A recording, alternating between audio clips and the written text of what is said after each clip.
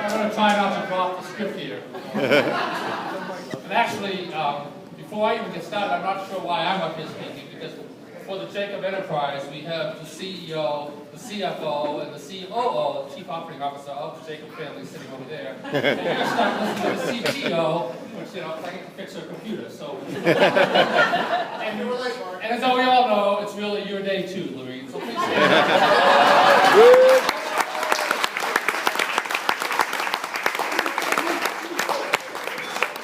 So anyway, Lorene and I really would like, from the bottom of our hearts, to thank all of you for coming. We know a lot of you have traveled a long way to really celebrate this wonderful occasion, and we're really grateful for that. I think I can speak for Emily just to say how touched we are that we really have traveled such long distances, especially from across the Atlantic. But even within North America, we have friends and family that have traveled from, and I'm hopefully not missing any, Canada, Arizona, Arkansas, California, Colorado, Connecticut, Florida, Massachusetts, Michigan, Nevada, New York, North Carolina, and Washington, D.C. So we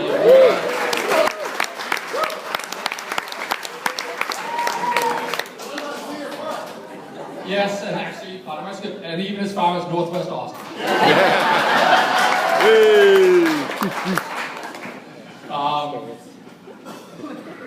And for those of you that may be less familiar with the geography of the states and, you know, relative distances and all that, I will tell you that roughly the distance from here to Massachusetts, where some of my family is from, is about the same as traveling from London to Ankara, Turkey.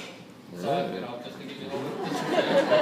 And actually, to get anywhere from here to outside of Texas is about the equivalent of traveling from London to Paris. So, hopefully give everybody a little bit of an idea. Anyway, thank you all for making the journey. And also, it probably should be pointed out that for many people here from these various parts, coming to Texas is just as much traveling to a foreign land as it is for the host. You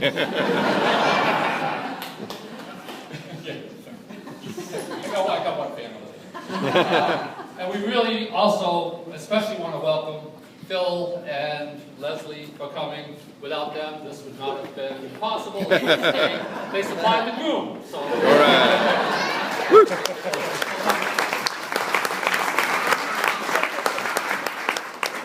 Now comes the part where I start dropping the card and all that. So, just a few thoughts.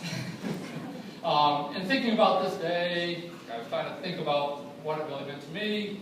And it really took me back to when Lorene and I first learned we were pregnant.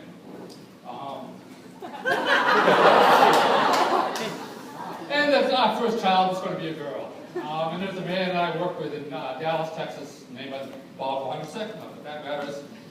Sweetest, nicest man you could ever want to know. And he was the father of, at that time, a teenage daughter. And when he heard we were having a girl, he took me aside and really wanted to let me know what a blessing it was to have a daughter.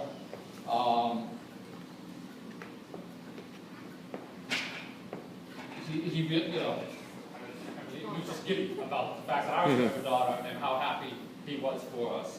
And that really struck me. And he really wanted to make sure that I not only appreciated the potential of the father-daughter relationship, but I really took advantage of it. And throughout the last 28 years, I've often thought about Bob and what he told me. But it really meant a lot. And it's been true. So Emily, I'm not sure I actually even ever told you that story before, but Bob was absolutely correct. And it has been a privilege and absolute joy to raise you and your sister.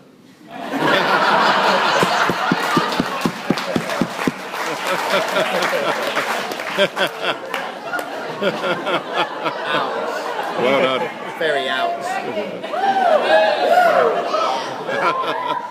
And we're just really proud of the woman that you've become. And we couldn't be happier that you've reached this junction in your life, that you and Chris have found each other, and are officially starting your lives together today.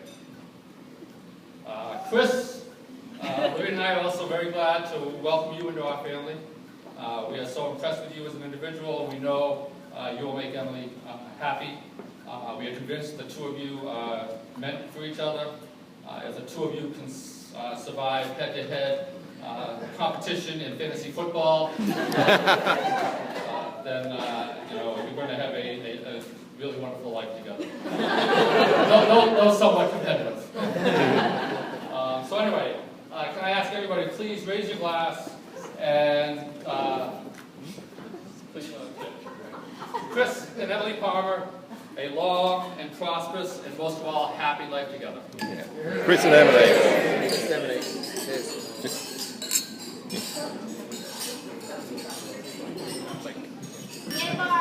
Bart.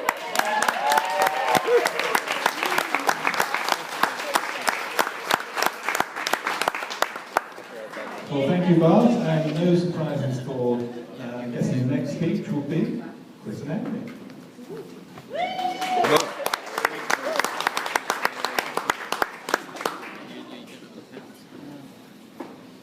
So you want to just do it as you say?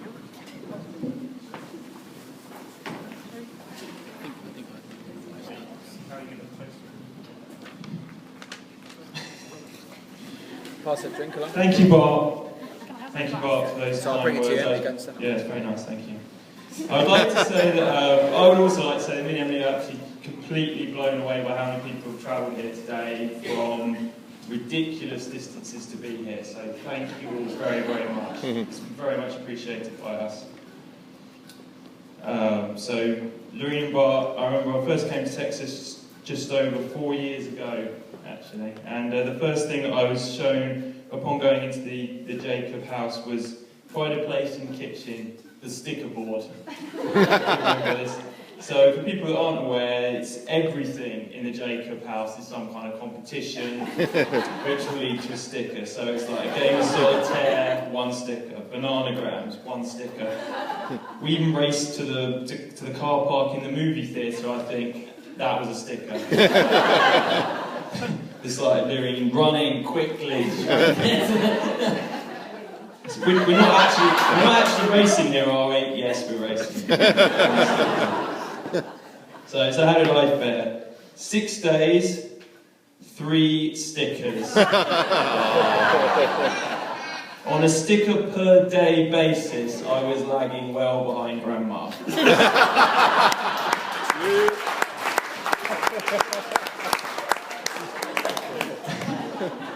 I think what I'm trying to say is, Lorraine and Bart and Becky, thank you very much. From the beginning, you've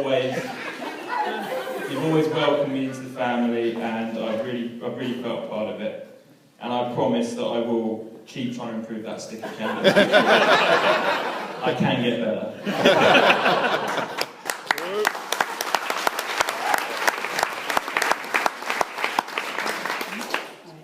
To my mom and dad, we've been really amazing parents. Like, yeah, so much support over the years. You've given me so many opportunities. Oh. This is apparently a genetics. From dad sitting down with me to do the problem of the week every week in elementary school, to mom traveling to Houston for all my Rice Dance Theatre shows.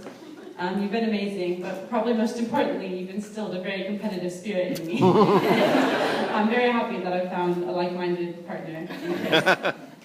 So we can't begin to thank you enough for all of your help with the wedding. It would not be happening without you. And we have a small gift for you here today, which Becky will hand out. Becky!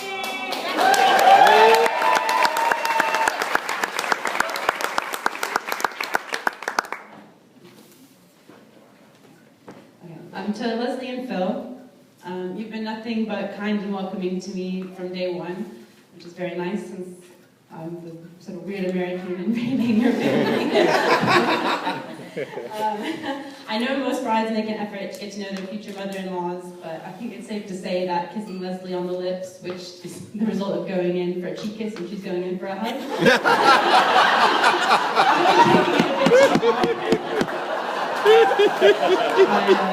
I get to master those European greetings. But anyways, you've included me in everything from vacations to Sunday dinner at your house, and I really appreciate it, so thank you.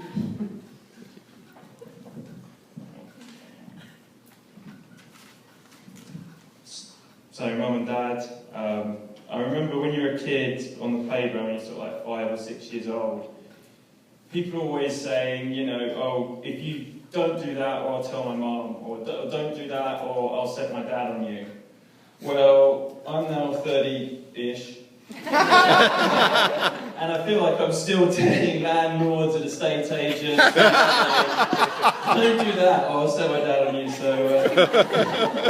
So yeah, I mean, you've always been there for me through the good times and the bad, and I'd like to take this opportunity to say how much I love you and how much I appreciate everything you've done for me over the years. So thank you very much. And Becky, I think we've also got a gift.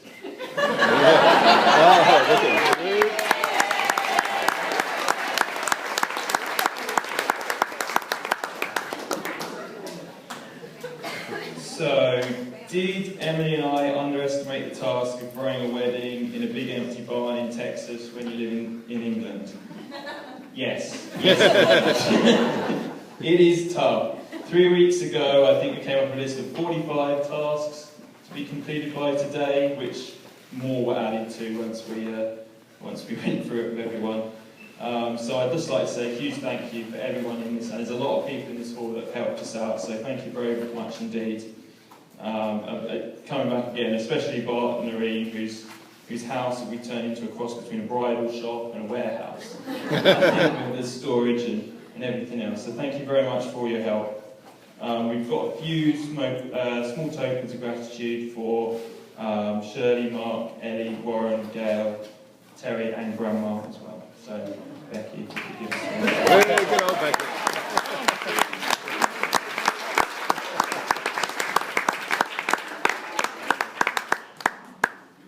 So turning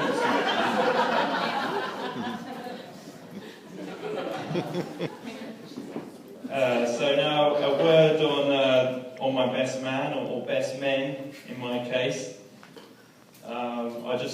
I'll run through them very, very quickly. I'll just say, thank you, Phil. You've always been very open with me, with sharing your opinion about absolutely everything. Thank you very much. James, such an easy opponent in fantasy football. Thanks for those wins, man. Ross, a constant competitor, I'd say, growing up against, whether it be football, tennis, table tennis. There would always be some kind of challenge when we go on holiday, so thank you very much for that. Tim, it's just silly noises. Voices, all the time. Thank you. You've always amused me. So, rewrite the speech. yeah, Ross and Tim will be doing the best man speech shortly. Just to the Americans in the room, it's very traditional in England. Just nonsense, basically. Total nonsense. All right. Okay, to my bridesmaids, I'd like to say a huge thank you. Marissa might not be pleased to hear this because I was her bridesmaid, but I genuinely thought being a bridesmaid was just a title and a pretty dress. But it turns out they've done way, way more than that for me, and I really appreciate it. So, yeah, you planned 2 bachelorette parties for me, a bridal shower. You kept your cool when I wouldn't decide on dress styles and colors and shoes and dates or anything. So I really appreciate it.